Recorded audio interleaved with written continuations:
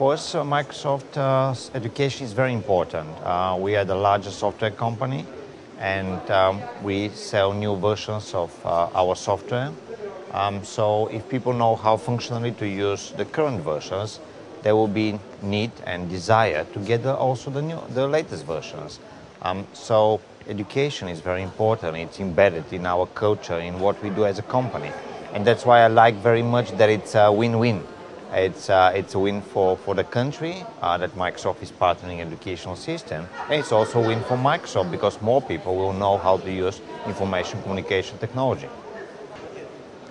You're right that in our region, educational transformation is the important thing.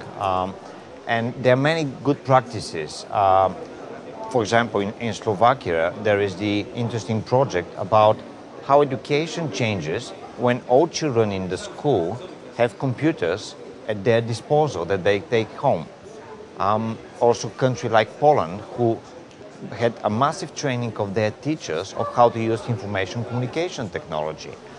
For example, Hungary, where there is already a collection of best practices, how teachers are using information communication technology in teaching their own subjects.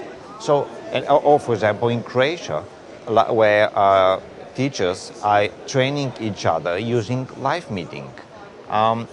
In Serbia, there are also very good examples. Serbian teachers are winning on the European and Worldwide Innovative Teachers Forum, and Katarina Milanovic can tell you more about this. Also, Serbian judges are judges at the European and Worldwide Innovative Teachers Forum. I think Kreativna Škola is a very good example of how teachers get recognized and awarded for good projects because being a teacher is a very lonely job. I mean, you're alone with the class in your schoolroom. So the question is, how do you get good practices among teachers? How do you encourage and recognize teachers who cooperate and collaborate and share their experience? So one of the good ways of professional development for teachers is when you connect teachers in community. Like, for example, Kreativna Škola.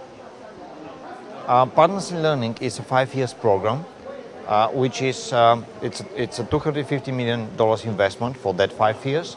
The previous 5 years was again $250 million investment program, and it's a memorandum of understanding with Ministry of Education, which outlines 3 main subjects. One is the innovative teachers. So, how do we support the teachers who are among the most innovative teachers in the country? How do we recognize what are those best practices? So we make an Innovative Teachers Forum, like an annual event. We make Innovative Teachers Network, like Kreativna Škola. Teachers participate at regional and worldwide events so that teachers can compare with the best, not only in the country, but also in Europe and in the world. So that's the first part, innovative teachers, recognizing the best teachers and recognizing what are the best practices. The second part is innovative school program, where the question is what a school director and what Ministry of Education should do in order most of the teachers to become innovative and good teachers. So what needs to be changed in the way how we teach and how students learn so that we can scale those best practices. And the third one is the innovative student, because it's all about the students. So putting the student in the center, then it depends what kind of students, what age group, what subjects. So there are things like research about how students learn, from how content should be presented to them, how students can use safely internet services. So all different types of programs.